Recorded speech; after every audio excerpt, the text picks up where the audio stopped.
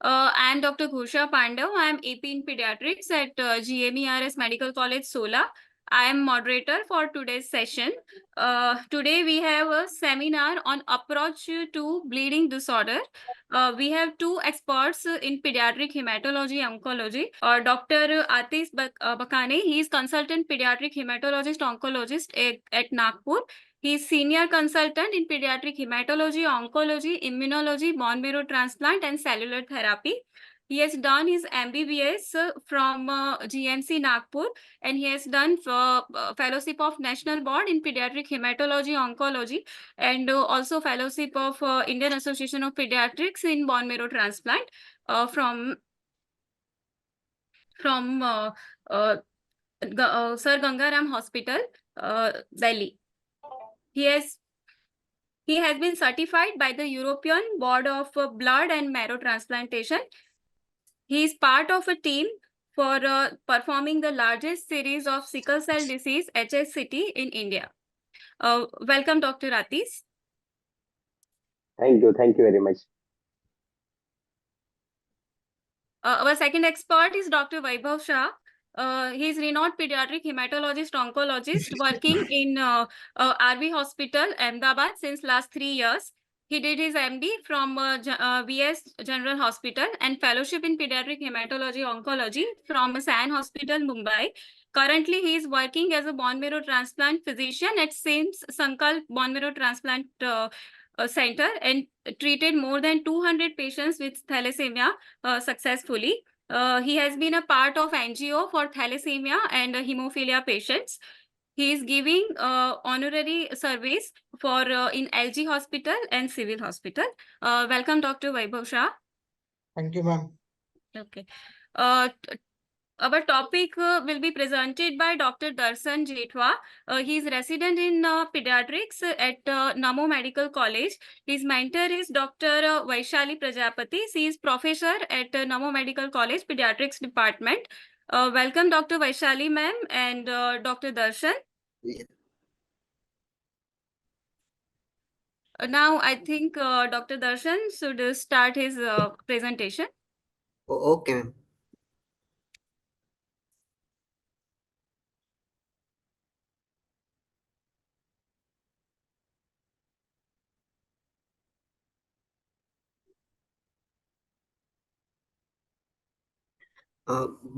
Good evening, everyone.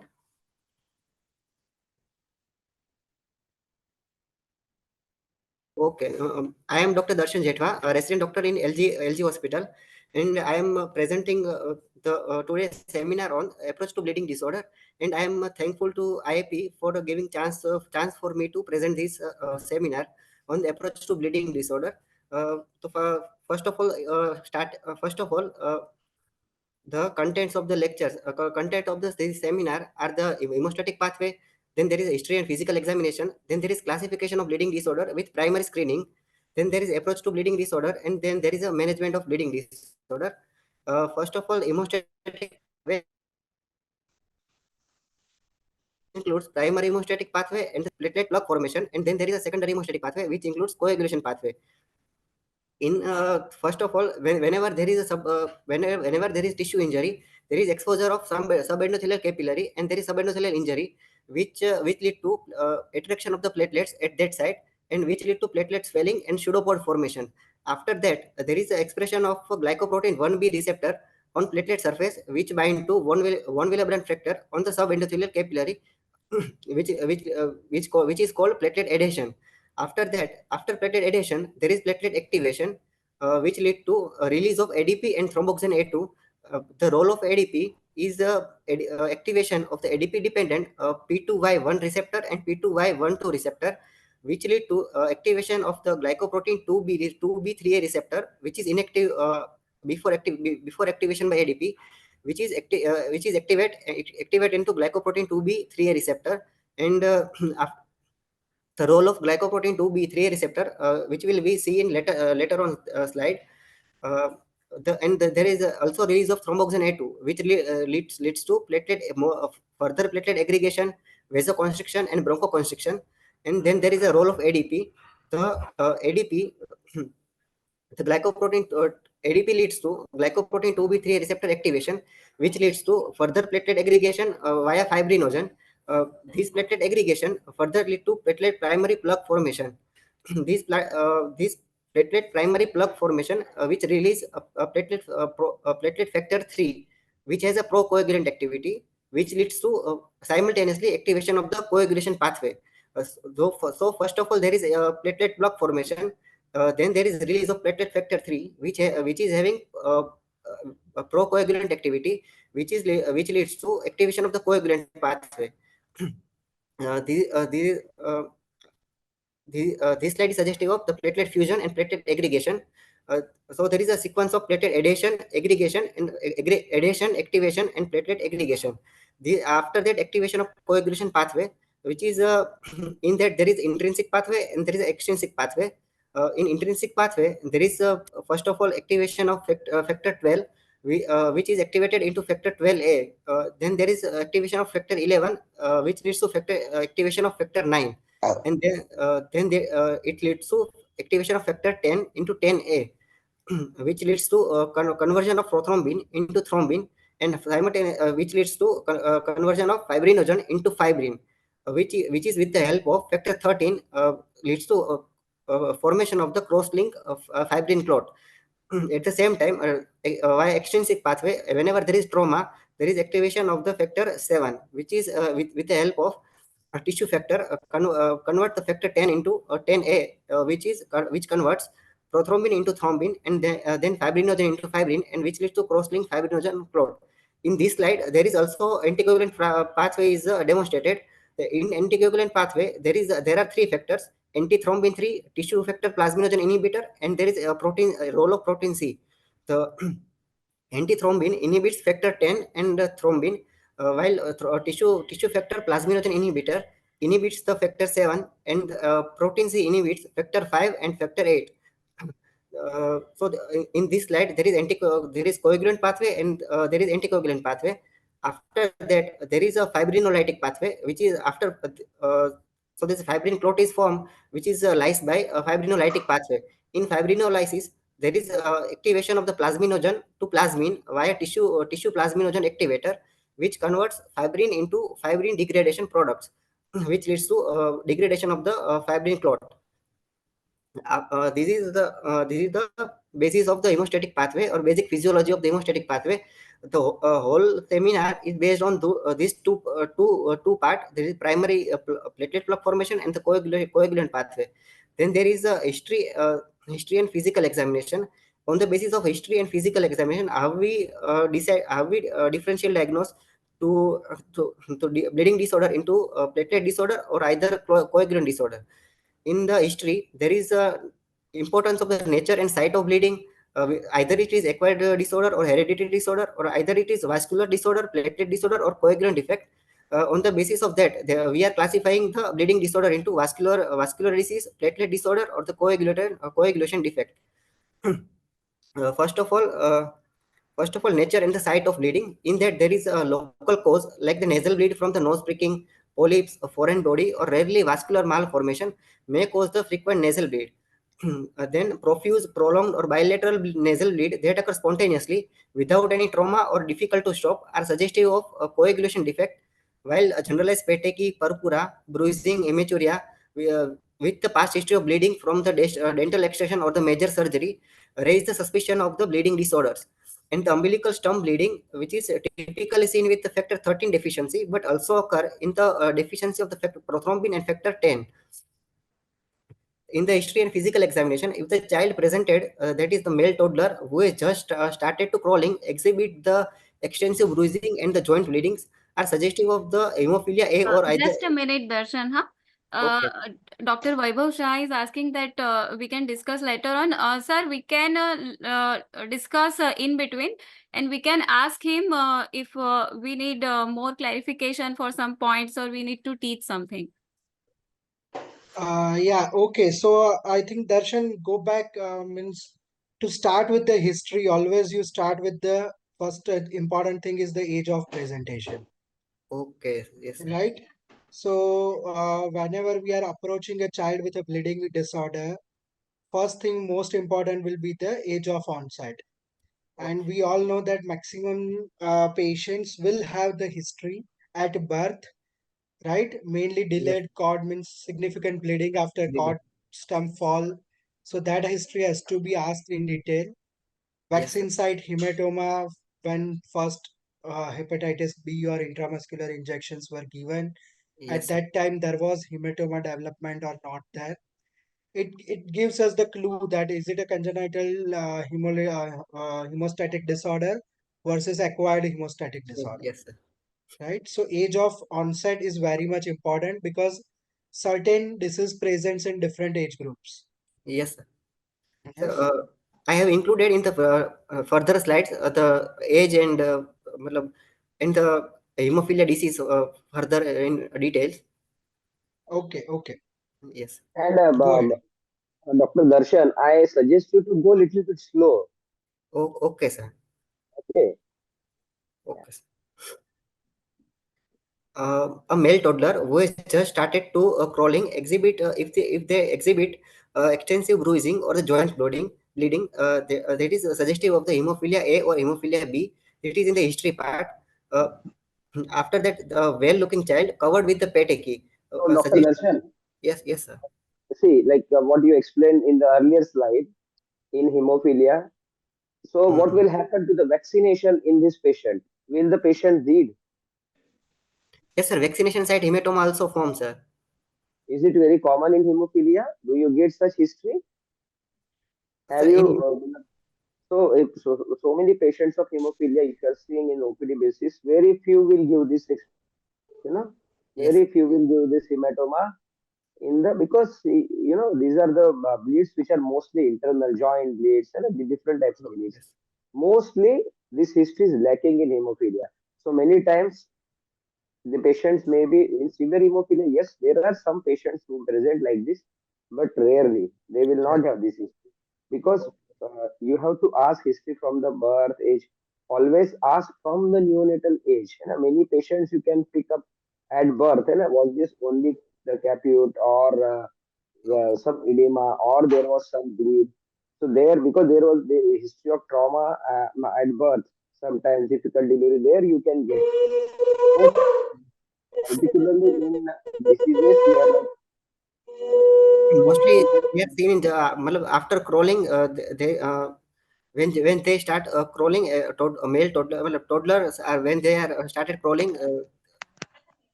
So yes, Dr. Darshan, that is true for joint bleed. Yes, sir. Hemarthrosis will happen only when they start crawling or they start walking. Yes, But non-joint manifestations like muscular, intramuscular bleeds, vaccine site hematoma, intracranial bleeds, umbilical stump bleeds, yes, these sir. are very common in infantile age, Yes, sir. right? So do majority the presentation earlier the presentation it will be the more severe ones. Yes, sir. Usually they presents with post-surgical bleeding or so that history is very much important. It's not always that hemophilia A or B will present only with hemarthrosis. Yes, sir. Yeah, so we have to go into the detail. Even though it presents with hemarthrosis, they might have the history which they have missed. Yes. Uh, then there is if the a well-looking child which is covered with the petechiae, often that is most likely suggestive of immune thrombocytopenia. Uh, in this slide, there is more important well-looking child. ITP is ITP is acquired disorder which presented as a well-looking child, while mostly hereditary disorder are presented with like that, and acquired disorder having presented with ill child. But the ITPS presentation like the a well-looking child, mostly they are asymptomatic or a well-looking child with petechiae, mostly suggestive of immune thrombocytopenia. Then there is image. Again, Dr. Darshan, it's not always the case, right? Yes, sir. There are platelet function disorders also. Yes, sir. They will have a well-looking child. It will not always the sick child, Yes, sir. so right? you have to take the history. Bernard-Solier syndrome or Glanzmann thrombasthenia, they will never present with sick-looking child. Yes, sir. They will have the recurrent bleeding history, but child will be overall well-looking child. Then certain marrow failure syndrome, when they initially presents to us, look-wise they are syndrome. Okay. Yes, sir. That this is the most common scenario. And what are the like what history will you take whenever you are looking at the if you are suspecting a case of human thrombocytopenia? What history will you obtain from the parents or child if he is a bit older? Mm, What history will you elicit? And I see it's a clinical diagnosis. As yes. Dr. Vaibhav suggested that there are some other bodies. So you in your history, you have to, you have to come to conclusion. This is ITP. This doesn't look like a congenital disorder. So how what history would you like to elicit? So, How do they present? mostly they are asymptomatic. Only ITP mostly presented asymptomatically, but Asymptomatic. See, many patients asymptomatic. See, ATP is a symptom, isn't it? It is not asymptomatic. So what other things will you ask for? uh, See, when patient comes to your OPD with such, like for example, this child looking like maybe 4 year old comes to your OPD like this. So what history will you ask him?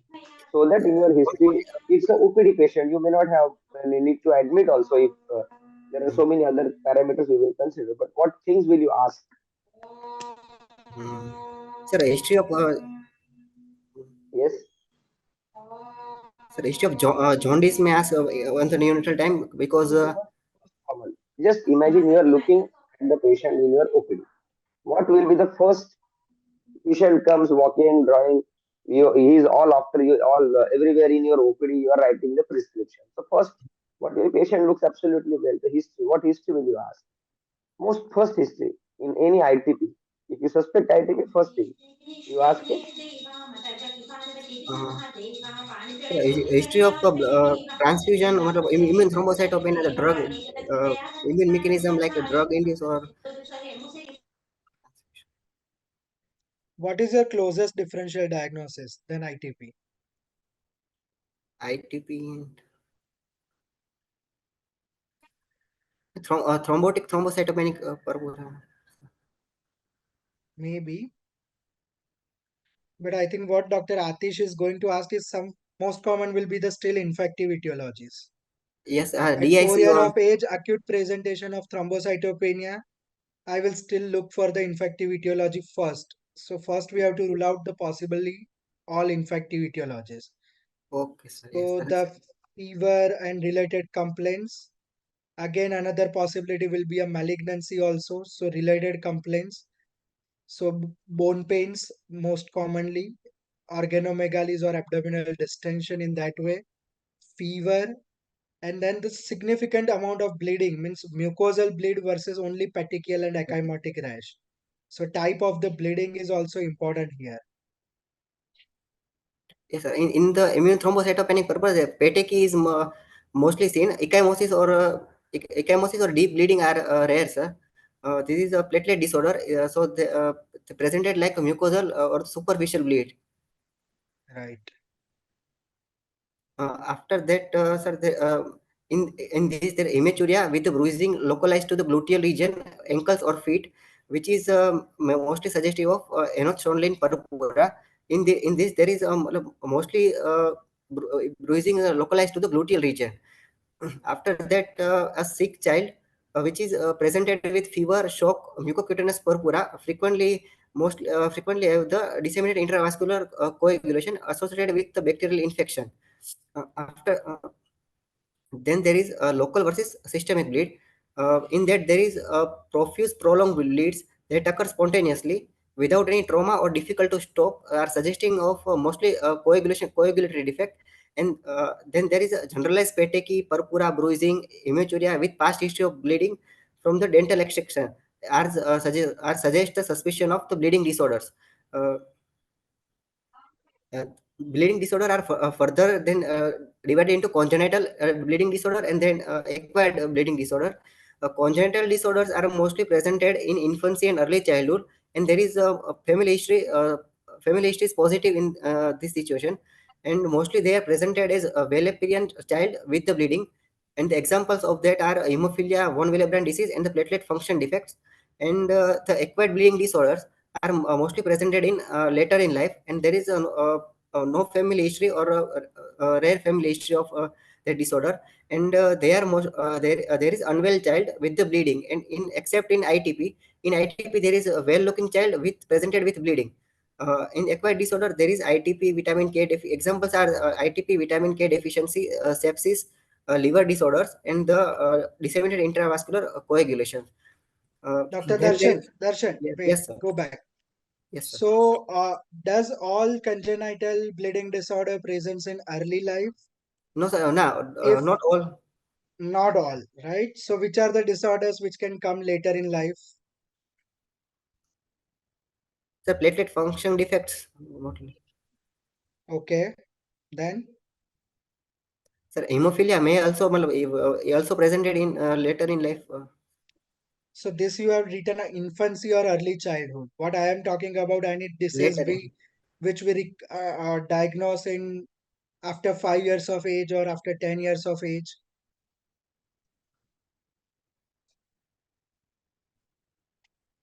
Sir, platelet function defects disorders. Okay. When does von Willebrand disease presents? Mild variety of von Willebrand disease. And what is Yes, the yes, sir. presenting complaints usually?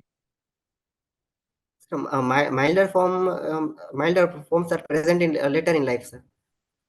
So when do you usually what we suspect when we suspect a von Willebrand disease?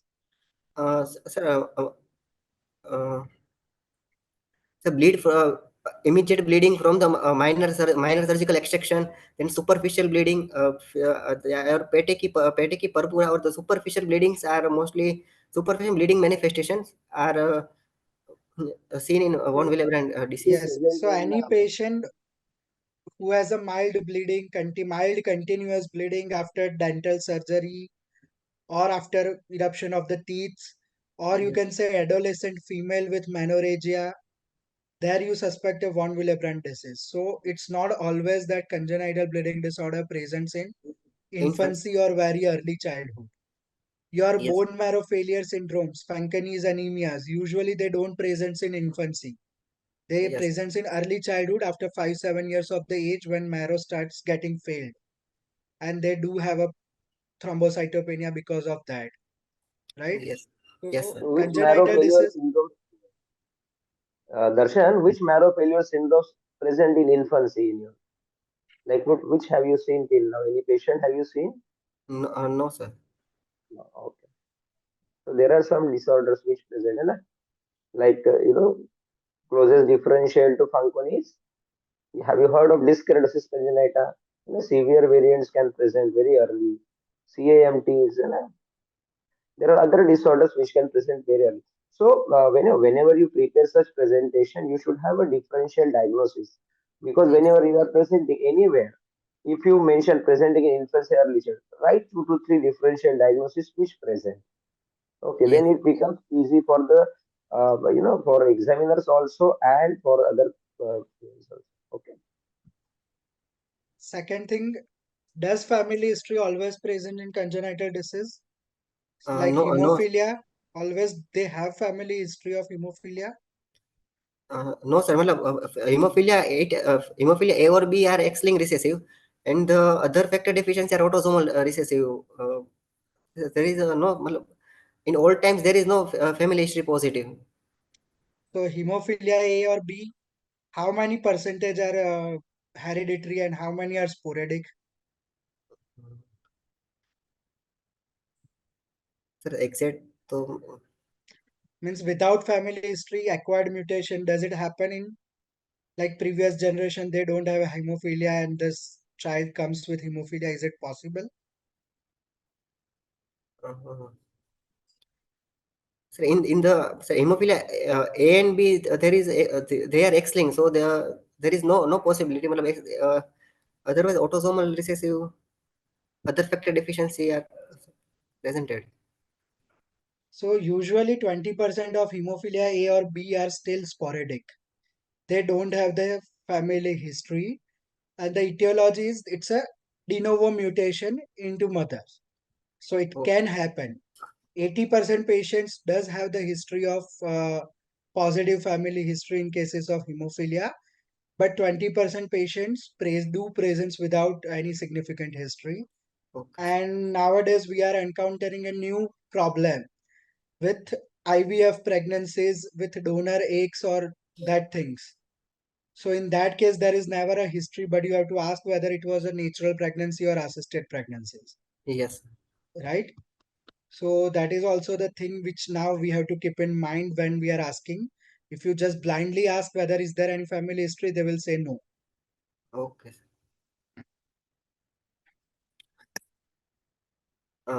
In the family history, factor 8 and 9 deficiency, that is the hemophilia A or hemophilia B, which is inherited as X-linked recessive disorders, and the all other are autosomal recessive disorder.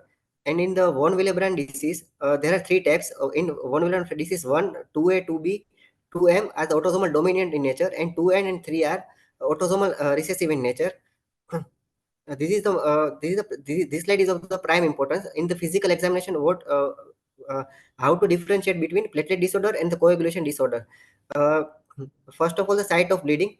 Superficial bleedings are mostly suggestive of platelet disorder. That is, the skin and mucous membrane bleedings are suggestive of primary hemostatic pathway defect. That is the platelet disorder. And the soft tissue, muscle, and joint bleeds are the suggestive of coagulatory defect. That is the secondary hemostatic pathway defect. Petechiae, that is the small hemorrhagic spots less than 3 mm in size, which is present in the platelet disorders, which is primary hemostatic pathway defect, and the usually absent in secondary hemostatic pathway defect. Ecchymosis, that is the red non-blanching lesion more than 1 centimeter, which is small and superficial in the platelet disorders and the large and deep in the secondary hemostatic pathway defect. The bleed following trauma and surgery, which is immediate bleeding following the trauma and surgery, are suggestive of the primary hemostatic pathway defect, and the delayed bleeding after trauma or surgery, which is suggestive of the coagulatory defect. Soft tissue hematoma or the hemarthrosis are rarely seen in platelet disorders, and which is usual in the coagulatory disorder like the hemophilia or in that. These are the laboratory parameters. In the primary hemostatic pathway, there is thrombocytopenia present or absent also, which is in the platelet function disorder. Usually, there is no thrombocytopenia. Or in the coagulatory disorder, there is no thrombocytopenia. Uh, then there is a PT and APTT, which is normal in primary hemostatic pathway defect and the affected in the secondary hemostatic pathway or the coagulatory disorder.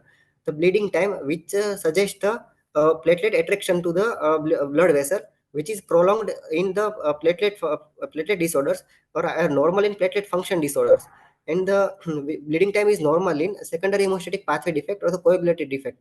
The clotting time, which is time taken by blood to clot, which is normal in platelet disorders and prolonged in the severe coagulation factor deficiency, that is more than 3% factor deficiency. Clotting time is prolonged and normal in mild to moderate coagulation factor deficiency. Then there is a classification of the bleeding disorder with the primary screening. In the classification, we are dividing bleeding disorder into three parts: platelet disorders, vessel wall disorder, and the coagulatory disorder. Platelet disorders are with thrombocytopenia and without thrombocytopenia. Without thrombocytopenia are the platelet function disorders, and then there is vessel wall disease and the coagulation disorder. Coagulation disorder are further classified into congenital coagulation disorder or the acquired coagulation disorders. First of all, we see the platelet disorders. Platelet disorders with thrombocytopenia and then without thrombocytopenia. Platelet disorders which are presented as with thrombocytopenia are either due to decreased production, increased sequestration, or increased destruction. First of all, we see decreased production, which is seen in aplastic anemia malignancy like the leukemia or neuroblastoma, or the post-infective etiology like the parvovirus virus or the septic etiology. Then there is a nutritional etiology, iron, folate, or vitamin B12 deficiency. Then increased destruction, which is seen in immune thrombocytopenic purpura, thrombotic thrombocytopenic purpura, DIC, hemolytic uremic syndrome, Viscod-Aldrich syndrome, or the drug-induced destruction, which is also divided into two parts: by immune mechanism or the non-immune mechanism. By immune mechanism, most common drug is heparin, which leads to platelet destruction, and by non-immune mechanism, chemotherapy or the anti-seizure medication are the most common ones. And increased sequestration, which is seen in congestive splenomegaly or Kazabat-Merit syndrome, in which large hemangioma which sequestrate the platelets, which leads to thrombocytopenia. Then there is without thrombocytopenia, which is platelet function disorder, which is divided into congenital function defect or the acquired function defect. In congenital, there is Glanzmann thrombocythemia or the Bernard-Sollier syndrome, and in the acquired, there is a drug-induced, which is most common is aspirin. So, Then, Darshan, yes. how frequently iron deficiency anemia causes thrombocytopenia?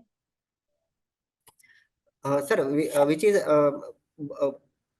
production of the iron or iron nutritional deficiency cause the bone marrow production of the platelets are affected in the iron deficiency anemia, sir. How frequently? That is what I'm asking. How frequently do you see? In your practice, how frequently do you see iron deficiency anemia with thrombocytopenia? Most Is it commonly, possible?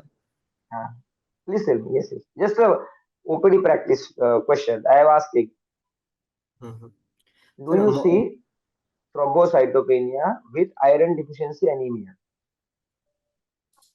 sir, mostly we mostly no, not seen, sir. But So what is usually seen in isolated iron deficiency anemia?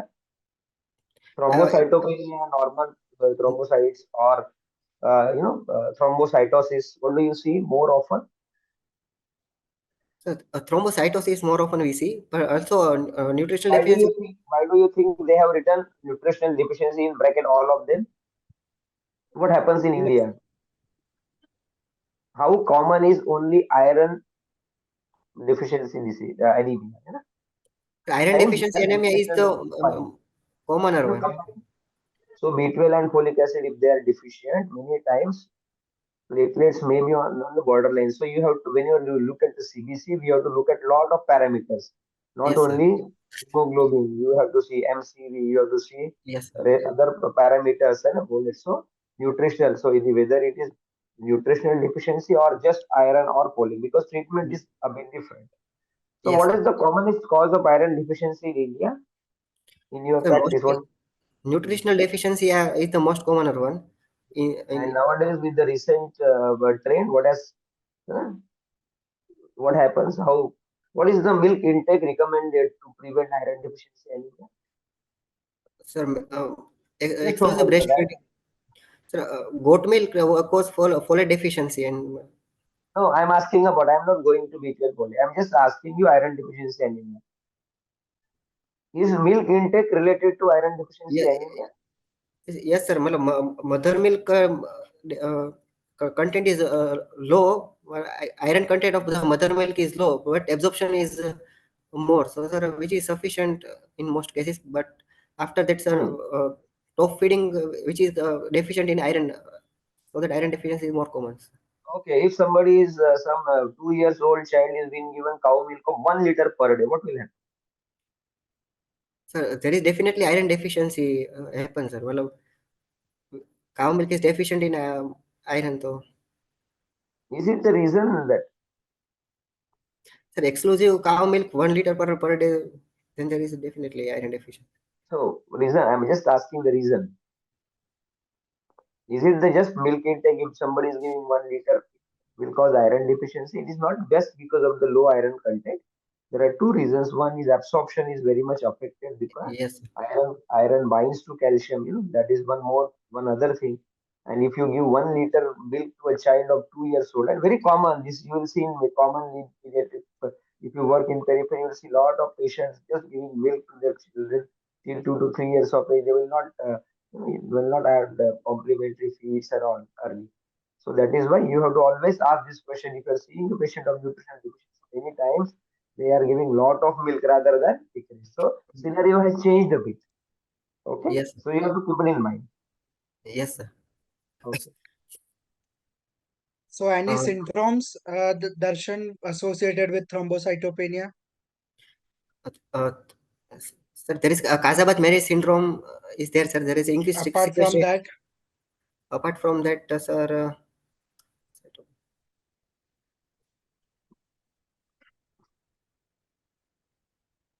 sir, what is TAR? hemolytic What is uremic syndrome.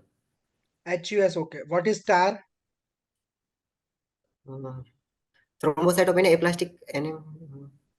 Absent radius, Yes, sir. Absent. right? So it is also the cause of platelet disorder causing thrombocytopenia. So Yes. clinical examination, we have to check whether radius, everything is intact or Present. not, right? Then what Yes. happens in Down syndrome? Uh,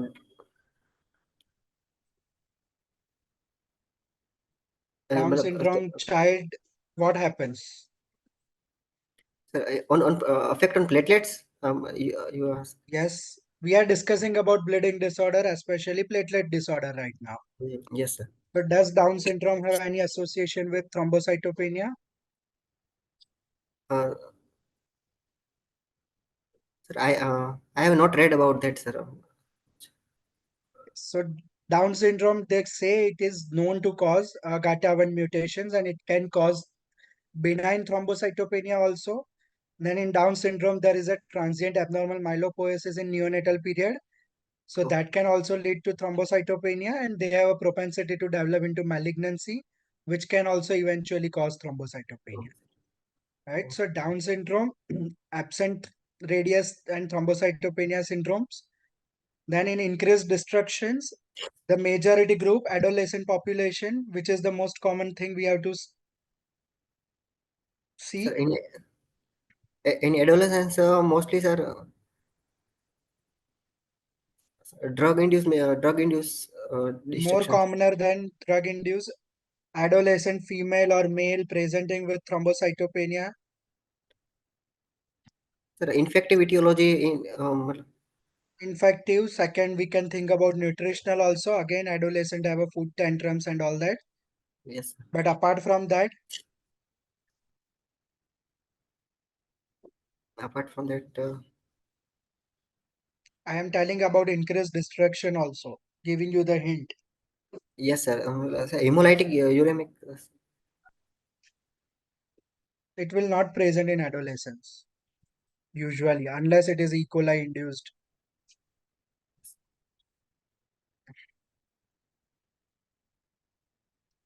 What about autoimmune disorder, rheumatological disorders like SLE? Yes, sir. Their autoantibody induce platelet destruction in SLE or So that rheumatic. is the main group which you have not written, Yes, sir. right? Yes, Adolescent age of presentation with joint pains, with low grade fever, with thrombocytopenia isolated can also be the possibility.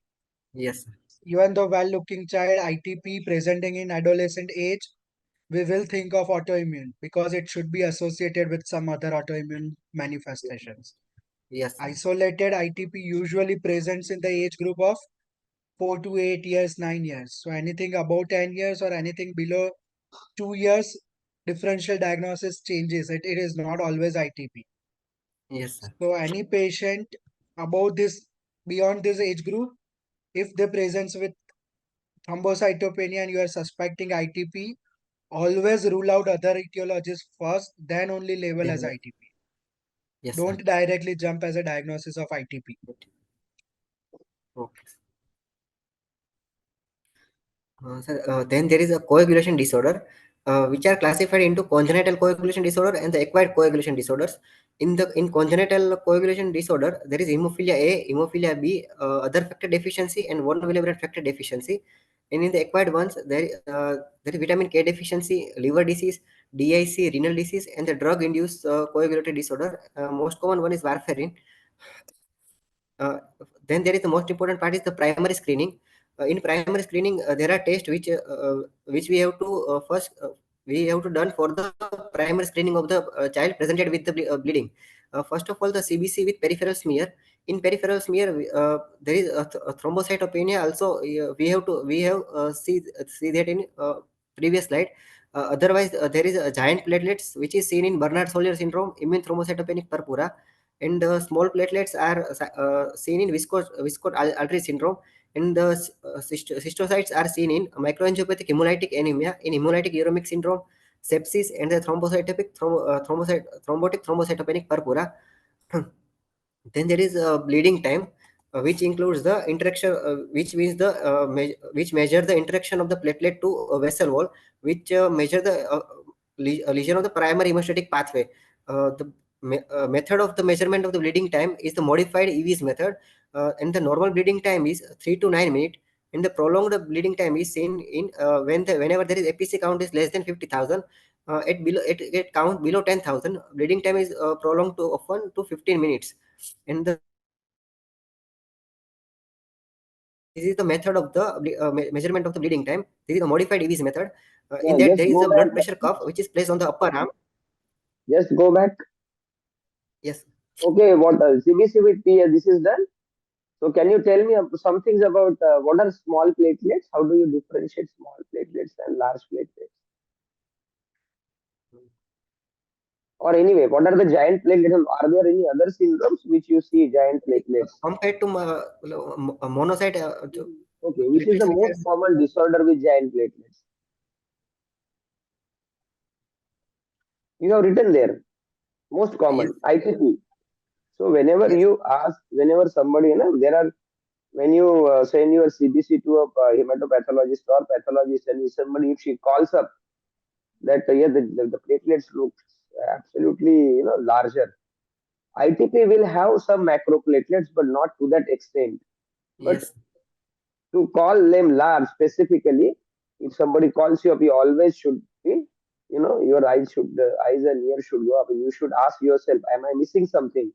Because even if, as Dr. Vaibhav has discussed earlier, every well child with thrombocytopenia is not ITP. I, That is where our hematologist role comes. Many patients of von Willebrand disease, not only Bernard-Soulier, it's rarer than von Willebrand. Von Willebrand has sometimes larger platelets. Bernard-Soulier syndrome. There are some other disorders like, very rare, some very rare disorders like gray platelet syndrome and other extent anomaly.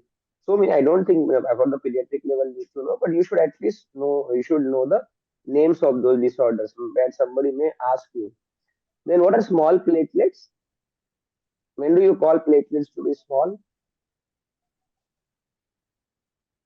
So this is the very important indication of a CBC. You should see the CBC very carefully always in your pediatric practice.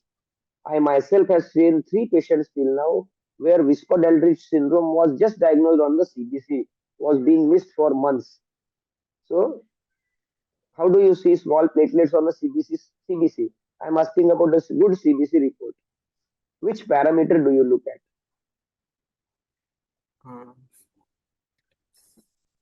If PS has not been done.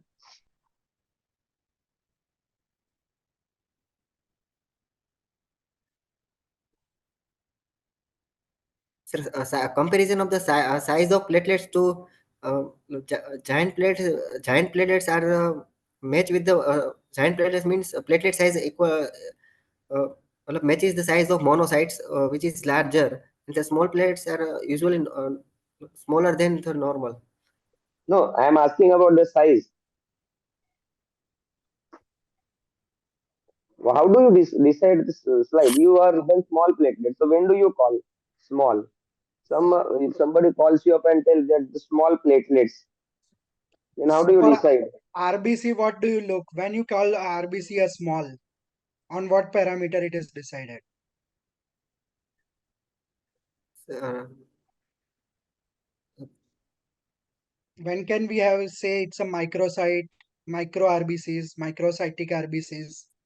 On what parameter? sir, MCV and MCA, So what is that equivalent to platelet? RD, platelets.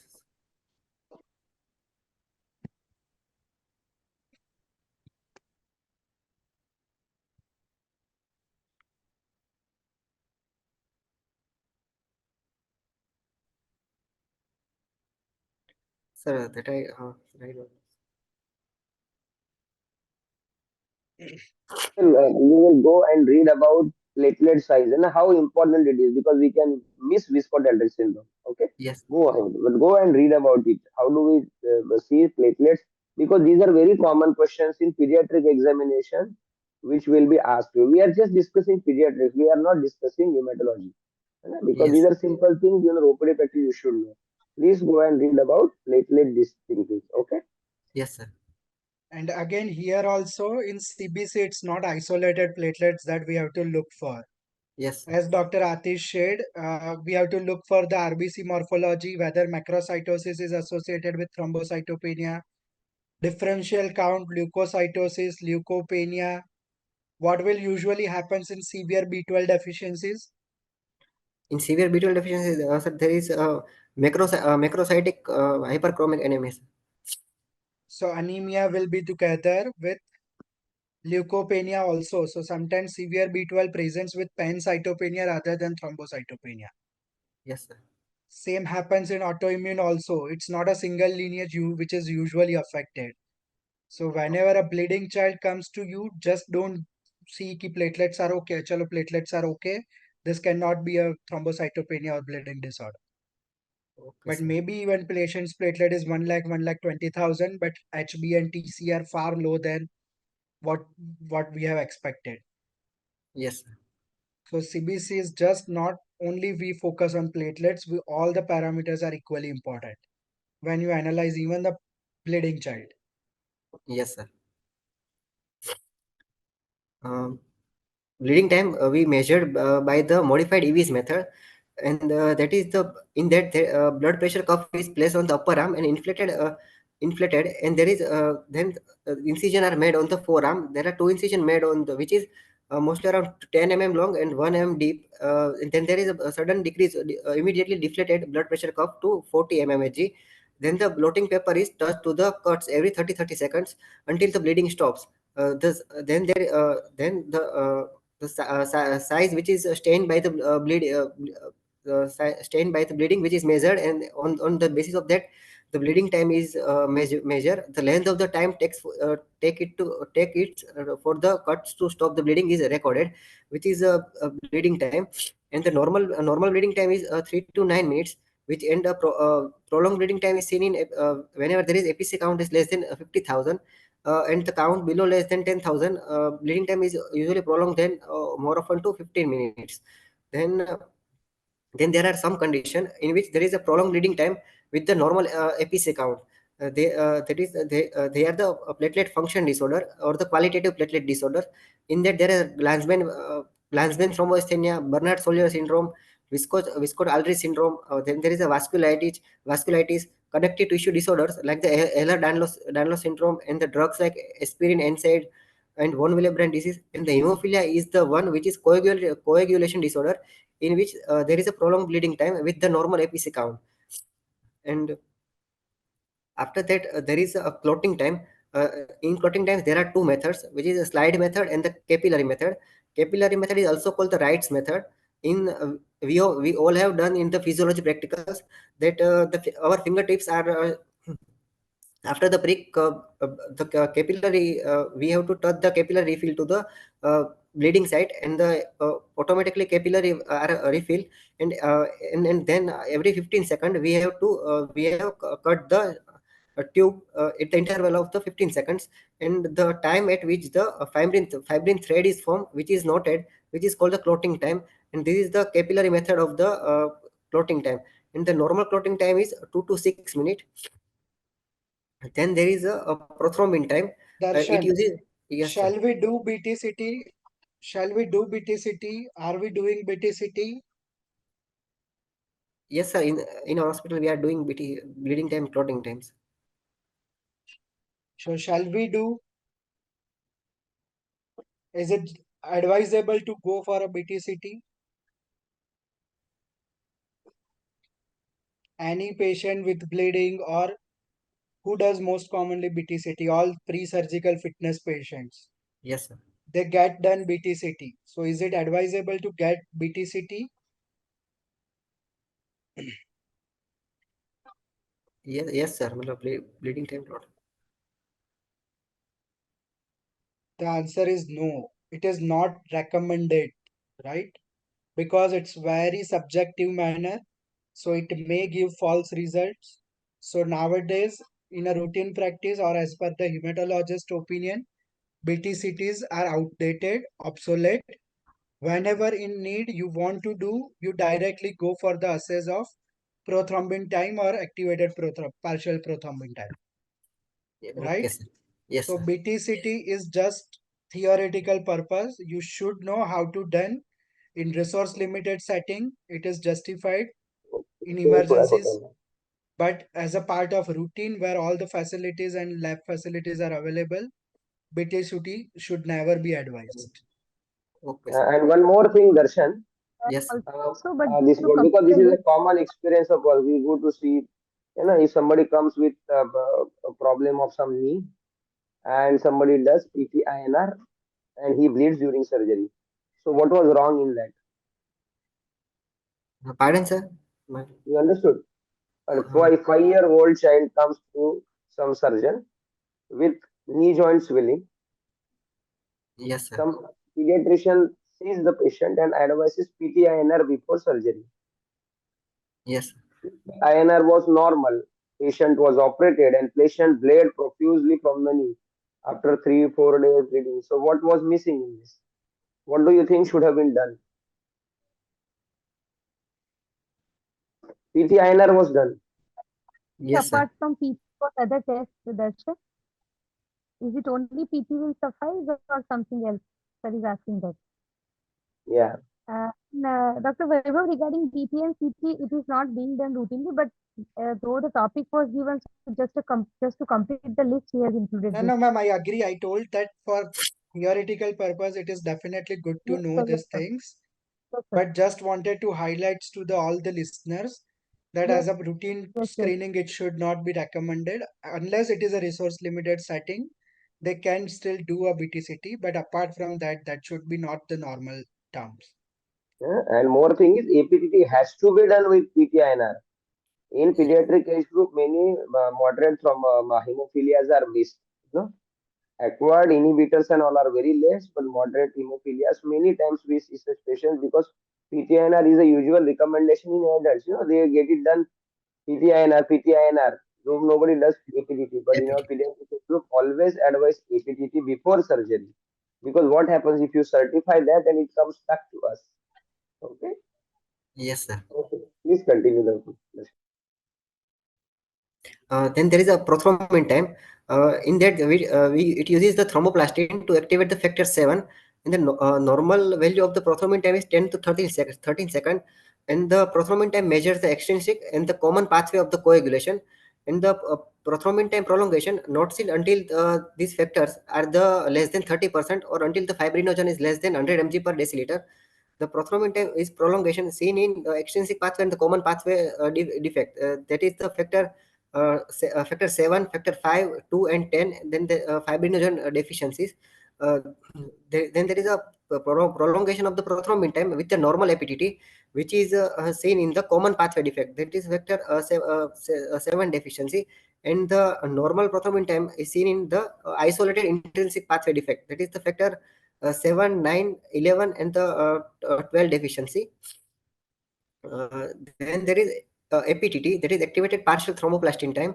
APTT is a screening test for the abnormality of the intrinsic pathway and the common pathway defect. The reference range is 20 to 35 seconds.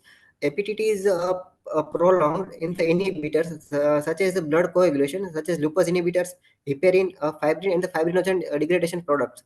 The prolonged APTT in the absence of clinically significant bleeding, which is the early intrinsic pathway molecules like the prekallikrein, high molecular kininogens. The deficiency of that factor leads to prolonged APTT in the absence of the clinically significant bleeding. In the isolated prolongation with the clinically significant bleeds are seen in intrinsic pathway factor deficiency, that is the factor 8, factor 9, and factor 11 deficiency. Then there is the mixing study. In mixing study, which is used to differentiate between the isolated factor deficiency and the presence of the inhibitor. In that, there are the four type of the plasma. These plasma are mixed to the plasma of the patient. The basic funda of this mixing study is if we mix this plasma into the plasma of the patient, if the plasma of the patient deficient in the any of the factor which is present in the normal plasma, so then if there is a PT or APTT normalization of the PT or APTT, then this study is the positive. For example, the normal plasma contain all factors. Then there is oral warfarin, which is given for 48 to 72 hours.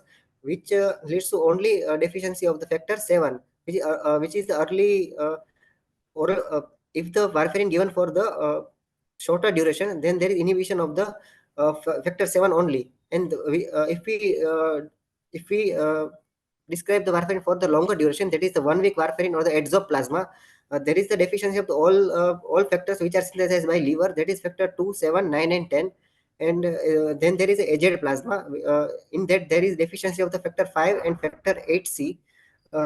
For example, correction of the performing time by mixing study, by adding the normal plasma to the patient plasma. If the normal plasma contain all the factor, which is if the patient plasma contain having deficiency of any of the factor, that is factor 1, 2, factor 5, factor 7, factor 10, any of the deficiency of the factor, if we add the normal plasma to the plasma of the patient, there PT correction of the performing time happen. If we add the exoplasma, if, that is 1 week warfarin, that is the which is deficient in factor 2, 7, 9 and 10. If the patient plasma is deficient in either of these factor, that is 2, 7, 9 and 10, there is not correction of the prothrombin time. In this slide we are seeing that factor 2 and factor 5, which are not corrected. Factor 2, factor 7 and factor 10, after adding exoplasma to the patient's plasma, there is no correction of the prothrombin time in deficiency of factor 2, 7, 9 and 10. If we added aged plasma, that is deficient in factor 5 and 8, then if the patient plasma having deficiency of the factor 5 and 8, then there is no correction of the prothrombin time by mixing study. Then there is a coumarin plasma, that is the shorter duration of the warfarin for the 24 to 48 duration, 24 to 48 hours. Then there is inhibition of only factor 7, which is earliest synthesized by the liver. Then if the patient plasma is deficient in factor 7, there is not correction of the prothrombin time by the mixing study by adding the coumarin plasma. Then there is a correction of the APTT by mixing study. In the APTT, we are looking for the factor 8, factor 9 and factor 11. Normal plasma contain all the factors, so there is correction of the all factor deficiency. If we add the exoplasma, that is the 1 week warfarin, if the patient plasma having a deficiency of the factor 2, 7, 9 or 10, either of that factor, there is not correction of the APTT. In this slide, there is factor 9. So if we add exoplasma to the patient of the factor 9 deficiency, that is hemophilia B, there is not correction of the APTT by the adding of exoplasma. And if there is aged plasma, that is factor 5 and 8 deficiency, if the patient plasma having deficiency of the factor 5 or 8, the correction of the APTT is not going to happen. So by the mixing study, we look for that. If the mixing after that, if the mixing study fails to correct by either of the method, PT or APTT not corrected, then we have to suspect for the inhibitors.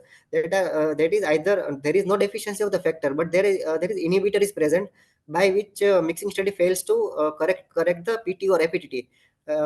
These inhibitors are present in the autoimmune condition like the SLE, monoclonal gammopathies or the malignancies. Then there is a thrombin time. Thrombin time measures the final step of the coagulation cascade, in which fibrinogen is converted into fibrin, in which the thrombin is used. The normal value of the thrombin time is 11 to 15 seconds. The thrombin time is prolonged in the hypofibrinogenemia, afibrinogenemia, and the dysfibrinogenemia, or the heparin contamination also prolong the thrombin time.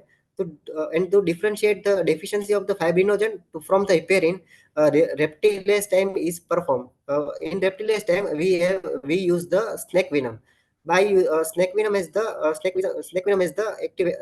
activity like it uses snake venom to clot the fibrinogen. Unlike the thrombin, which is affected by heparin, affect the thrombin, not the snake venom. So snake venom clot the fibrinogen. So if there is a deficiency of fibrinogen, after adding snake venom, there is not correction of the thrombin time. So it is prolonged only by reduce of the dysfunctional fibrinogen.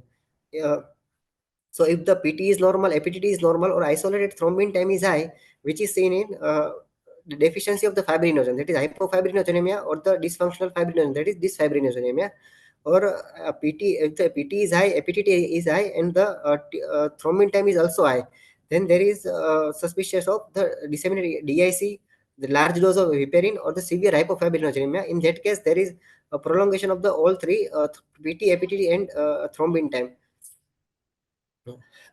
Then there is approach to bleeding disorder. Whenever the child present with bleeding manifestation, how we Oh, will one more important report is immature platelet fraction. Have you heard of that? yes, sir, immature platelet fraction. Sir, And what does it signifies? sir, in the bone marrow failure or the synthetic defect, immature platelet fraction are high. So it uses to differentiate between the thrombocytopenic disorder from the synthetic disorder, in which in bone marrow failure, synthesis of the all So three what does it says? What does immature platelet fraction says? It immature can be platelet. normal, it can be low, it can be high. So what does Yes, sir. it looks for? Like PT looks for common pathway defect, APTT looks for intrinsic pathway defect. In that way, what does immature platelet fraction looks for? So immature platelet fraction, well, bone marrow detection of the synthetic defect, we use the uh, immature platelet fractions. Hmm. So what will happen? So basically, you are saying that it gives you the Yes, idea about from the production of the if platelet. there is a more destruction of the platelets, and bone marrow is intact, then there is a immature platelet fraction is high, because bone Right. marrow is intact. So bone marrow Which is produce that the more and condition? more immature platelets. If there is bone marrow failure, then there is there is no synthesis of the immature platelet also. So there is a low in synthetic defect, and the immature platelet count high in destructive or the thrombocytopenic patient. So which condition causes high IPF? uh, high immature platelet fraction, sir, in the thrombocytopenic or the destructive disorder of the platelets, the autoimmune conditions or the drug induced any conditions are there. ITP. For us, Yes. clinically, we can say ITP is the most common condition we see with very high IPF. And aplastic anemia or marrow failure syndrome is the most common group of disease causing low IPF. Okay, sir. Right? So any bleeding patient with low platelet, with high MPV, with high IPF, it symbolizes mostly in favor of ITP. Yes. Other giant platelet syndromes like Bernard-Solier and all that, they may have a normal IPF or little bit elevated IPF, but immune-mediated conditions or splenomegaly will have a significantly higher IPF. Okay, sir. Okay, Yes, sir. so that immature platelet fraction is now should be a part of a normal workup for a Bleeding bleeding check. child. Okay. Apart from all the tests you mentioned, it Yes. should be the IPF also. Okay, Okay. Okay, sir. yeah, go ahead. Then there is an approach to bleeding disorders. In approach to bleeding disorder, if the child presented with petechiae, purpura, or the abnormal bleeding, we have seen in previous slides history and physical examination, then primary screening. All after all the screening tests are done, we have look for, first of all, look for the thrombocytopenia. There are the first of all, there is like a rule in DIC or sepsis. There is either all tests are abnormal or all tests are normal. Both are happening in DIC or sepsis.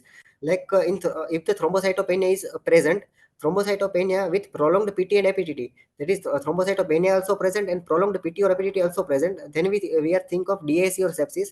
Then if the thrombocytopenia are present, but the prolonged PT or APTT is PT APTT are normal, then we have to look for platelet defects that are further classified into uh, functional disorder or the thrombocytopenic disorder.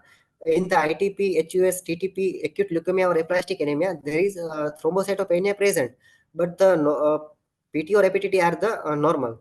In other side, there is no thrombocytopenia, but the PT or APTT is abnormal, or the either PT APTT is normal. In the if the thrombocytopenia is present, but the thrombocytopenia is not present, and the PT APTT is also normal, which is seen in child abuse, Ehlers-Danlos purpura, factor 13 deficiency, von Willebrand disease. In von Willebrand disease, there is mild thrombocytopenia can be seen, which we see in further slide.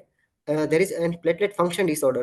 In platelet function disorder, uh, all three tests are there is no thrombocytopenia, normal PT and the normal APTT, and there is a platelet function disorder, and there is a vascular disorder, hereditary hemorrhagic telangiectasia or the Ehlers-Danlos syndrome.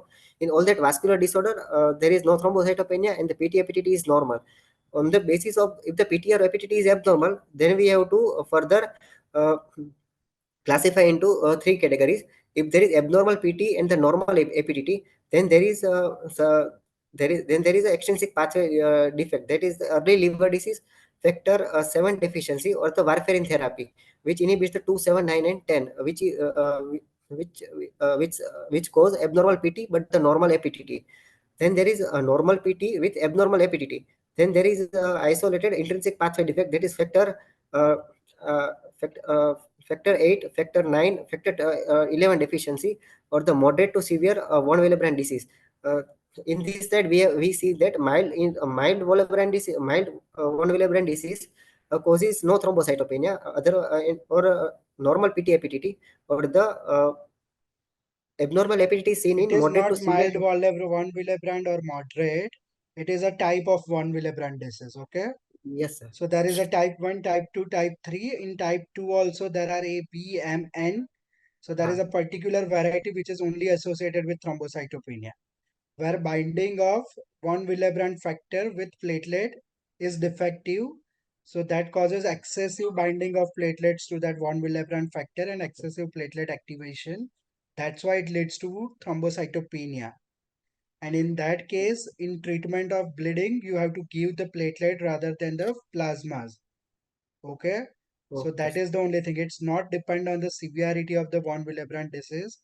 It is the type of von Willebrand disease. There are 6 different types of von Willebrand disease. Only one variety will have a thrombocytopenia. Rest all varieties will have a normal platelet counts. Okay, sir. Then there is abnormal PT APTT with without thrombocytopenia, which is seen in liver disease, vitamin K deficiency, DIC, deficiency of the factor 2, factor 10, or factor 5. Then there is a massive transfusion or the excessive heparin if we give. Then there is a abnormal PT APTT and the without thrombocytopenia. The mild thrombocytopenia can be seen in Bernard-Sollier syndrome, and the thrombocytopenia is observed in type 2B von Willebrand factor disease. Then we have seen two disease in this seminar, hemophilia and the ITP. First of all, we see for hemophilia. In hemophilia, there are two types: hemophilia A and hemophilia B.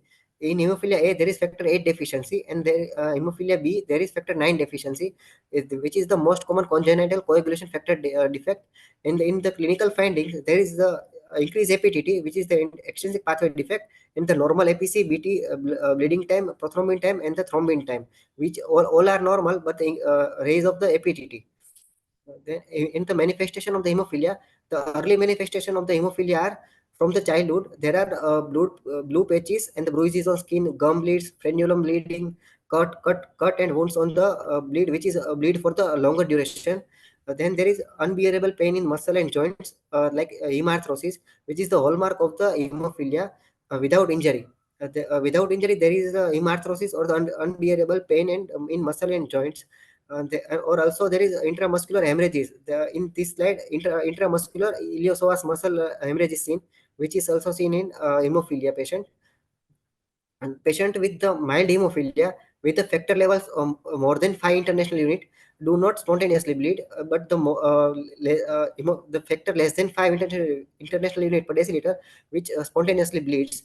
And our primary aim of the treatment to achieve the 35 to 50% activity for the mild or moderate bleeding manifestation, and the 100% activity for the severe bleeding. Or in hemophilia A or B, we have to transfuse factor 9 or factor 8 in a recombinant factor. How much to transfuse? Then there is a recombinant factor 8, which is calculated by the desired factor, which we have to desired rise in the factor 8 into body weight into 0.5. And then there is a recombinant factor 8, how much we have to raise. Then there is a percentage of the desired rise in factor 8 into body weight into 1.4. And there is for the severe symptom, prophylaxis is of the standard care. Then there is a mild form of the hemophilia. Desmopressin is used which it release the stored factors to increase the factor activity. It is the use as the concentrated intranasal spray, and there is one puff, that is 150 microgram for the children less than 50 kg, and the 300 microgram, there is two puff for the children more than 50 kg. Or the desmopressin releases factor 8, which is ineffective to treat hemophilia B. In the long term complication of the desmopressin, there is chronic arthropathy or the development of the inhibitors of the factor 8 and factor 9 are, which is seen. Then there is immune So wait, thrombocytopenia. wait, Yes, Darshan. yes, So basically, previous, yeah. So there is a table in Nelson, very well, for factor 8 and factor 9 dosage. Depending on the severity of the bleeding, there are fixed dosing schedules, right? So 20 yes, international units per kg and 40 international units per kg for factor 9. That is the normal minimum administration when you are using recombinant or only factor concentrate. This is yes, especially true when you are using plasma products as a substitute of your factor factor. replacement. But Yes, nowadays, everywhere factor is easily available, so we have to calculate the dose of the factor. according We to have the to give it for the prolonged period, and apart from bleeding, it has to be used for the prophylaxis also. So, what type of prophylaxis is known in hemophilias? What is primary, secondary, and tertiary prophylaxis in hemophilia?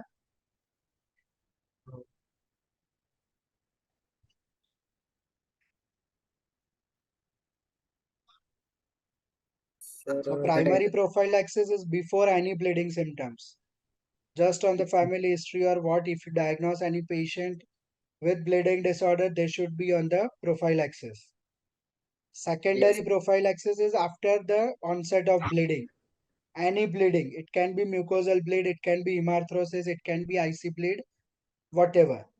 yes, And sir. tertiary prophylaxis is after the development of the target joint, so very late. Okay, So sir. in India right now, we are even not 100% patients are on tertiary prophylaxis. So Yes, tertiary prophylaxis is mandatory. So ideal is to be having a primary prophylaxis in all patients. Apart yes. from that, tertiary prophylaxis is the bare minimum we have to offer to all our patients. And Okay. now second thing, if you don't have a factor, how will you, what is the difference between plasma and cryo? Sir, And sir, what dose you use plasma and cryo? so in cryo there is concentrated plasma, and which sir, which I have included in further slides in next further slides, sir. Okay, okay. Then Yes, we will discuss over that. yes. Then there is immune thrombocytopenic purpura, which is the most common cause of acute onset thrombocytopenia in the well-appearant child. In the recent history of the viral illness, is seen in more than half of the childhood. And the peak age of the ITP is 1 to 4 years, characterized by the acute onset of the petechiae, bruising, and the mucosal bleeding associated with the isolated thrombocytopenia with normal or the megakaryocytes. It is the benign self-limiting condition, and it is the ITP may be asymptomatic, having mild symptoms, moderate symptoms, or the severe symptoms. In asymptomatic, which is incidentally detected, low platelets count, and on workup we have diagnosed the ITP. And systemic examination is usually normal. There is no hepatosplenomegaly, and there is no bleeding manifestation may be present. In the mild symptoms, bruising, petechiae, or the minor epistaxis, and there is little or the no interference with the daily living is seen. In the moderate symptoms, there are skin bleeds, epistaxis, mucosal bleeds, which is more troublesome, and there is interference with the daily living. And in the severe forms of the ITP, there are episodes include the intracranial hemorrhage requiring hospitalization and or transfusion, or the GI bleed, severe epistaxis, or the hematuria is seen in the severe symptom of the ITP. Hepatosplenomegaly is usually absent in ITP patient, and the ill child is most not likely to have ITP, which is more likely to suggestive of the infective etiology. And the constitutional symptoms such as the fever, weight loss, hepatomegaly, lymphadenopathy indicate the underlying disorder, which is infective etiology like the HIV viral infection, SLE, or the lymphoproliferative disorder. And in the on the lab parameters, thrombocytopenia is seen with the normal or the increased platelet size, in the normal HbWBC or the differential count. And on the bone marrow examination in the ITP patient, there is a normal granulocytic and the erythrocytic series with the normal or the increased megakaryocyte, increased platelet size. there is a classification of the ITP, which is the newly diagnosed ITP or the acute ITP. Then there is persistent ITP, chronic ITP. In the newly diagnosed ITP, which is lasting for less than 3 months, then there is a persistent ITP, which is lasting for 3 to 12 months, and the chronic ITP, which is lasting beyond that 12 months. And another classification, which is the primary ITP and the secondary ITP. In the primary ITP, there is APC count less than 1 lakh per mm cube in the absence of the other condition associated with thrombocytopenia. And in the secondary ITP, there is associated condition like the infective etiology, HIV, HCV, CMV, or the varicella zoster, or the autoimmune condition like the SLE or the APLA syndrome. Then there is drugs like the valproate or the heparin, which all includes thrombocytopenia and cause of the secondary ITP. Then there is the treatment of the ITP, which is the chart given in the IIP book. In that, there is a two categorization of the patient. There is a newly diagnosed or the acute ITP or the persistent ITP patient, or there is a chronic ITP patient. In the newly diagnosed acute ITP, there is less than 3 months of the duration. In the persistent ITP, that is the less than 3 to 12 months of the duration, which have the symptoms of the no or minimal bleeding, or having moderate bleeding or the severe bleeding. The patient of the acute ITP or the persistent ITP having the no or minimal bleeding, having the conservative management, having home observation or the hospital observation, if the unable to follow up within 24 to 72 hours, or the diagnosis is uncertain, it is irrespective of the platelet counts. So in the minimal bleeding or the no bleeding, there is observative management is only.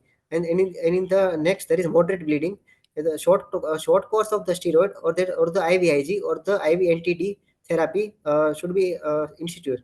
And there is a severe bleeding, or the refractory the short course of steroid, we have to use the short course of steroid, IVIG or the IVNTD, along with the platelet transfusion if the life-threatening disease occur. Or in the chronic ITP, there is a no or minimal bleeding or the moderate or severe bleeding. If there is a no or minimal bleeding, there is observation only.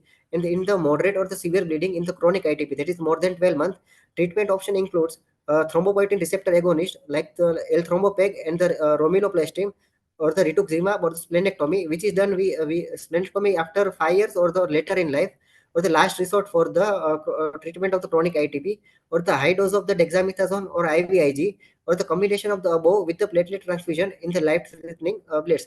We see the this all therapy in the details. Like in the first line of the therapy of the ITP, so there is a short course of the steroid, that is prednisolone 1 to 4 mg per kg per day for the 5 to 7 days to up the maximum of the 120 mg, or the IVIG 1 gram per kg per day for 1 to 2 days, or the in DCT negative, RH positive, or in the HB above 10 gram per deciliter, if the patient have this all, then we have to give IV NTD therapy, that is 50 to 75 mg per kg. If the patient having non-responding to first line therapy, or the patient having a chronic ITP, then we have to use immunosuppressant, that is thrombopoietin receptor agonist like the L-thrombopeg or the romiflostim or the rituximab. Then there is an option of the splenectomy, which is the last resort for that, and defer till the 12 month of the disease onset, or avoid it in the child less than 5 years of age. Then there is the Okay, management. wait, Darshan. Yes, sir. Yes, Regarding ITP, I have a few questions. yes. Question number one, what is the risk of severe bleed or intracranial hemorrhage in patients of ITP? So there is a How minimal can you counsel? How do you counsel the parents of the ITP? So there is minimal risk. So matlab, there is no high risk in ITP No, patient. what is minimum for you is not minimum for parents. So in absolute number, you have to counsel. In 1 to 2% cases only. So, Yes, so it is very low, 1 to 2%. So practically out of 100, only 1 or 2 patients will have a life-threatening bleed. yes, Rest 98% will never have a life-threatening bleed. So yes, that is the most important part when you counsel your patient. parents or patient.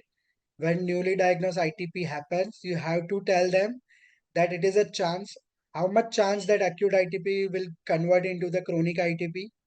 How many patients will convert to the chronic ITP? So which is also small in amount, sir. Matlab, only 10 to 15, 10 to 12%. It's little bit more than that. It's almost around 30%. Okay, sir. So, right, around 30% of the patient diagnosed as acute ITP will eventually end up in the chronic ITP.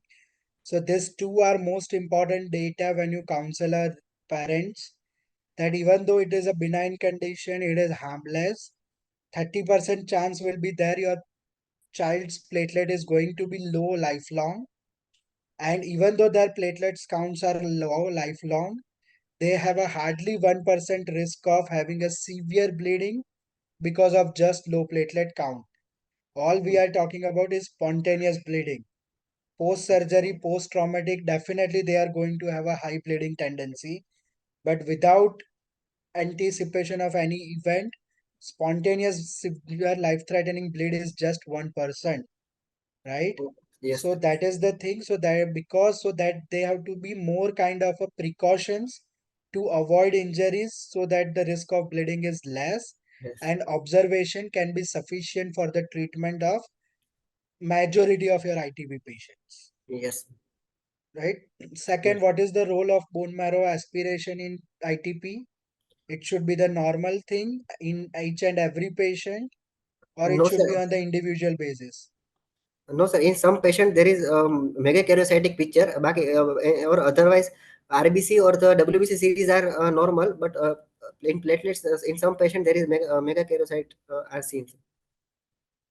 So when will you do a child coming with bleeding disorder, you are suspecting ITP, you will do bone marrow of each patient, No, or you sir. will don't do bone marrow of any patient, or when will you do a bone marrow?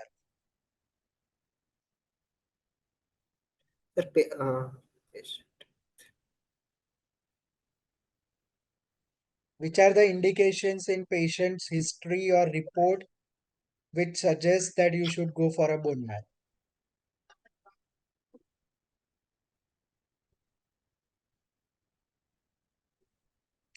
So ideally, current guidelines doesn't say any role of bone marrow aspiration for the diagnosis of ITP. It is just for the exclusion of the other disease etiologies. Okay, So sir. when patient has a fever, bone pain, lymphadenopathy, abdominal distensions, where you suspect a malignancy or other etiologies, bone marrow is mandatory. A patient with more than one cell lineage affected.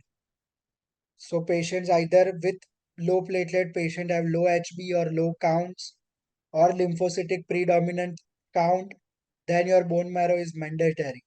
Yes. But a patient with a 12 or 13 gram of hemoglobin, which is normocytic normochromic, normal WBC count with normal differential count, without any histories of fever, bone pains, just isolated thrombocytopenia, which is giant platelets on smear, and your IPF is high, then you can skip away with bone marrow and you can diagnose as a case of ITP upfront without a bone marrow. Okay, sir. For acute ITP, for Thank you. all the patients with chronic ITP, your bone marrow is mandatory. Okay, sir. So after 6 months of acute ITP, if your thrombocytopenia still persists, it is no other option. You have to go for a bone marrow. Okay, sir. Okay, so there are indication. So it should not be taken like a blindly that it is not required, and it should not be taken as a blindly that it is to be done in each and every patient. Okay, sir. Okay, Yes, sir. and last thing, indication of platelet transfusion in ITP. Yes, sir. Which is also, sir, covered in later slides, sir. Yeah, that is, I know that you are going to speak about generalized platelet transfusion. Yes, sir. I am asking specifically for ITP. If a diagnosis of In the ITP is confirmed, bone marrow, everything has been done, then what is the indication of platelet transfusion in a kid with ITP? it's a child, symptomatic child with severe bleeding, then there is a transfusion or the So only life-threatening bleed bleeding. Yes, sir. with like large intramuscular hematoma or intracranial bleed or excessive GI blood loss causing drop in hemoglobin. Yes. Then only platelets are required to be transfused, otherwise it is strictly contraindicated. Yes, sir. Rather than indicated, it is contraindicated. Why? Uh, what will happen? Mild bleeding patient को तुम platelet दे दोगे, 40,000 platelet count है, उसको सिर्फ गम में उजिंग हो रहा है, प्लेटलेट दे के खत्म करो. Sir, there is more formation of the antibodies. So more platelet antigens will be exposed Express. because we are using random donor platelets. So patient Yes. will have a more antibody production and it will have a more damage to the patient in long run. Yes. So unless and until it's a life-threatening bleed causing hemodynamic instability or recurrent drop in hemoglobin, platelet transfusions are not advised in cases of ITP. Okay. Rather than you will start treatment as soon as possible so that platelet counts will be better very soon, and it is a reliable platelet counts, and that is also one of the reason why risk of bleeding is so less in ITP. 5,000 platelet dengue patient है तो फिर serious bleeding हो जाएगा. Yes. Leukaemia का patient 4,000 platelet पे तो IC bleed होने का चांस बहुत ज्यादा है. But why ITP patient doesn't bleed on 5,000 platelet?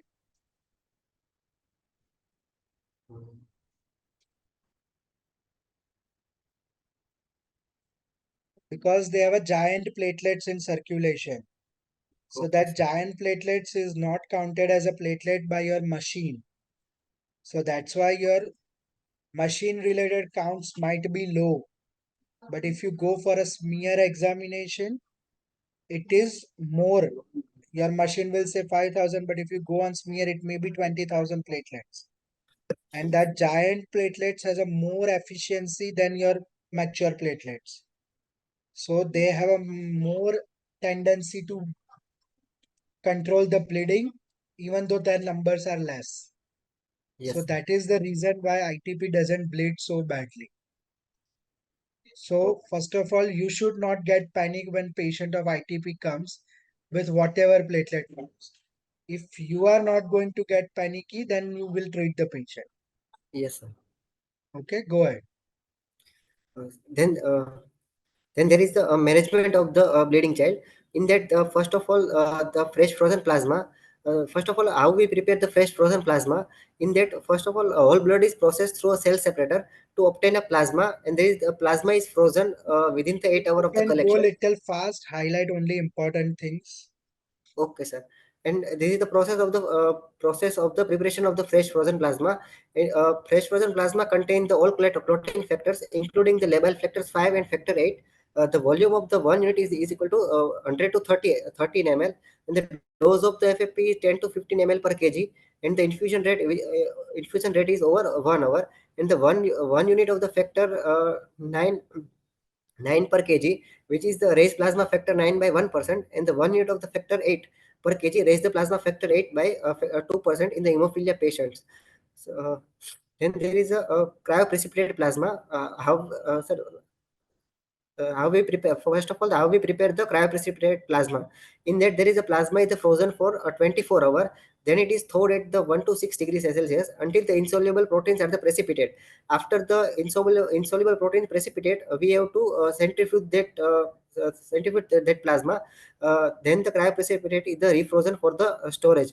And once thawed, the product should be transferred immediately with the completion of the transfusion of the cryoprecipitate within the 4 hours of the issuing of the product.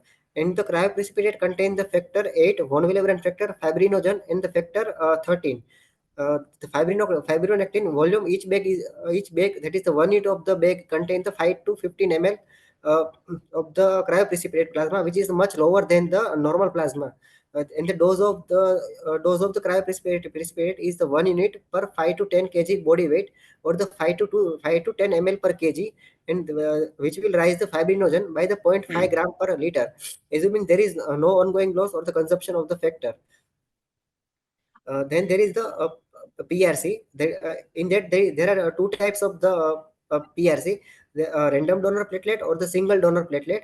There is first of all the method of collection. In the random donor platelets are prepared from the single whole blood unit by the platelet-rich plasma or the Buffy-Coat centrifugation, and then there is a single donor platelet which is the collected from the single donor by the automated apheresis technique. Then in the random donor platelet, the volume of the each unit is 15 to 17 ml, while in the single donor platelet, the volume of the each unit is 200 to 300 ml, and the platelet content per unit in the random donor platelet is to 5 to 7 into 10 raised to 10 per unit, and in the single donor platelet there is 3 to 6 into 10 raised to 12 per unit volume of the single donor platelet. Then there is a donor exposure. In random donor platelet transfusion, there is the more donor exposure, and subsequently there is more chance of the reaction, that is graft versus host disease or the TRALI.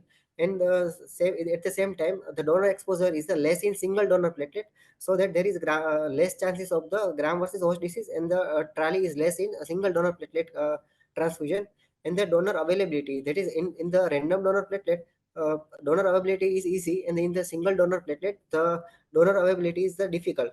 In the dose of the random donor platelet is in less than 10 kg, that is the 0.2 unit per kg, and in the more than 10 kg patient, there is 1 unit per 10 kg random donor platelet is used.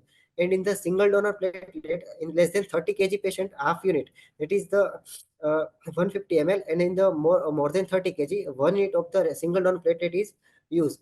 In the and cost-wise, random donor platelet is less costly than the single donor platelet. And the reaction like gram versus host disease and the TRALI is more likely to be seen with a random donor platelet than in the single donor platelet. Then 1 unit of the random donor platelet increase the APC count by the 20 to 30,000 per cubic mm, and the single donor platelet is 5 to 7 times more effective than the random donor plasma. Platelets are last for 3 to 5 days, which is if we store in the constant agitator for the 20 degrees Celsius or 20 degree Fahrenheit. Then there is the indication of the platelet transfusion in children. There are prophylactic indication and there are therapeutic indication. In the indication of the prophylactic platelet transfusion, if the platelet count are less than 10,000, if the platelet counts are more than 20 to 40,000 per microliter, and one or the more of the following is seen in the patient with thrombocytopenia, that is DIC, extreme hyperleukocytosis, or the prior to invasive procedure. If the platelet count is 20 to 40,000, then we have to transfuse prophylactically platelets. Then there is indication of the therapeutic platelet transfusion, in which there is ITP with the major or the dangerous bleeding, which sir have told that if in the ITP patient with the major or the dangerous bleeding, or in the chronic ITP patient with severe intestinal, intracranial, or the intraocular hemorrhage, we have to transfuse platelets. Otherwise, in ITP patient, we have not transfuse any platelets. In acute disseminated intravascular coagulation with the major bleeding or a platelet count less than 50,000, or the platelet function defect, that is congenital or the acquired with active bleeding, presented with active bleeding, and in the surgical patient with the active bleeding in the platelet count less than 50,000, or during the massive transfusion with the platelet count less than 75,000, we have to transfuse platelet. In a stable patient, threshold can be decreased to 5,000. And like in 10th, like we see prophylactic platelet transfusion, platelet count less than 10,000, we have to transfuse, but in the stable patient, threshold can be decreased to 5,000 per microliter. Thank you.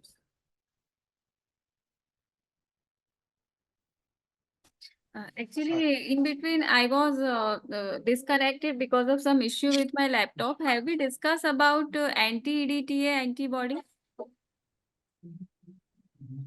No, ITP, treatment of ITP, you are telling? No. I'm asking about in general. What about anti-EDTA antibody? What happens in that?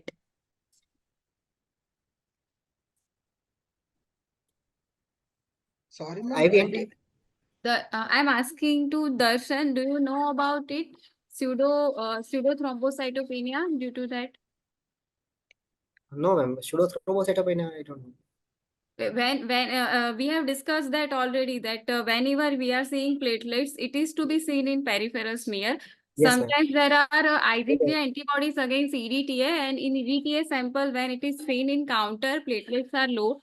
But when you actually see platelets in a smear, they are normal. Okay.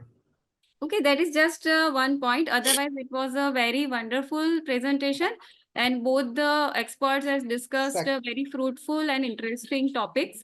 And Hello. I Yeah, think ma'am. it is I very want much to just helpful add to 2 or students. 3 points. So second, as you correctly point out, anti-EDTA antibodies also. And second thing, sometimes you have a clot in EDTA blood while collecting the error. So if there is a clot and that blood is getting run in through a machine, you can have a falsely low platelets. So that is known as a pseudo-thrombocytopenia, means actually there is no thrombocytopenia. So when there is an anti-EDTA is suspected, you have to send the CBC in a heparinized vacuum. Yes. Right, that is the solution to cross check. Instead of EDTA vacuum, you have to send the CBC in a heparinized vacuum. And if it is a normal, then you can label it as anti-EDTA antibodies, or you can have to go for a finger prick smear. Ideally, CBC with PS. PS has to be a finger prick, not from your EDTA sample. Yes. For all platelet function analysis, it has to be a finger prick smear. So it will give you us the idea. If finger prick smear doesn't show any clumps, that favors the more in platelet bleeding function disorders. Like a Bernard Solier or Glanzmann, they will have a normal platelet count on machine.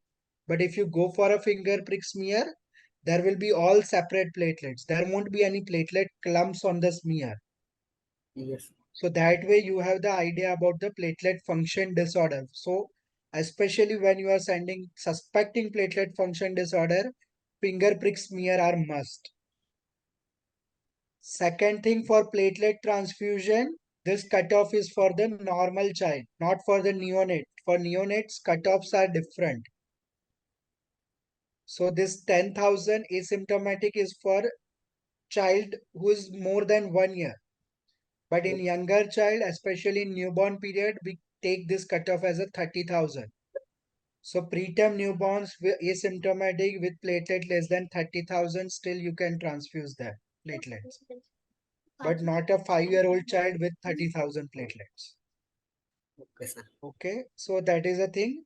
And most important, apart from specific therapy, never forget supportive care in bleeding child. So that Yes. supportive care comes with the antifibrinolytics, right? So most important is the tranexamic acid or epsilolamine capric acid. ESEA is not easily available, but Tranexa is very easily available. So unless it is contraindicated like hematuria, all patients should be started on tranexamic acid upfront. Whether it's a platelet type bleeding or a coagulation type bleeding, your tranexamic acid helps to reduce the amount of blood loss, which is most important in a bleeding child. So you should start with at least 10 mg per kg per dose of tranexamic acid in each and every patient. Second, especially in the coagulation disorder, local measures are most important. That RICE therapy, rest, ice application, compression and elevation, which should be the part, and it should be taught to the parents. Each and every parents of a bleeding disorder, this has to be taught and well informed. They should be advised to keep a tranexamic acid tablet with them 24/7. Whenever they travel or wherever they goes, it has to be with them. So whenever there is an onset of bleeding, immediately they can give Zamic. So they will have by the time till the time they reach the hospital. Okay. And Okay. apart from that, in hemophilia, physiotherapy is the most important parameter. It should be started with the diagnosis of hemophilia or once child starts walking. It's a passive physiotherapy, but it reduces the frequency of joint bleed as well as it prevents the formation of target joint. So that's why it is very critical in the management of the hemophilia.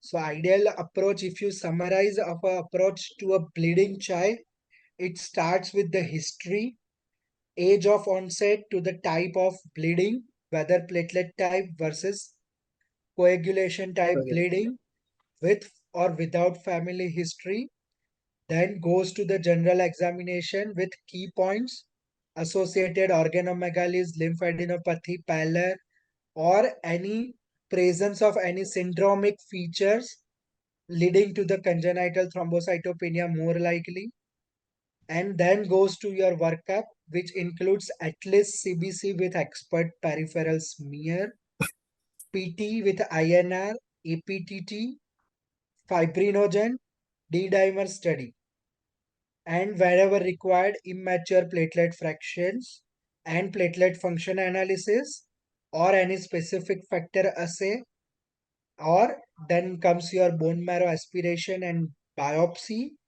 And if it is still not conclusive, then last resource nowadays we have is a genetic workup.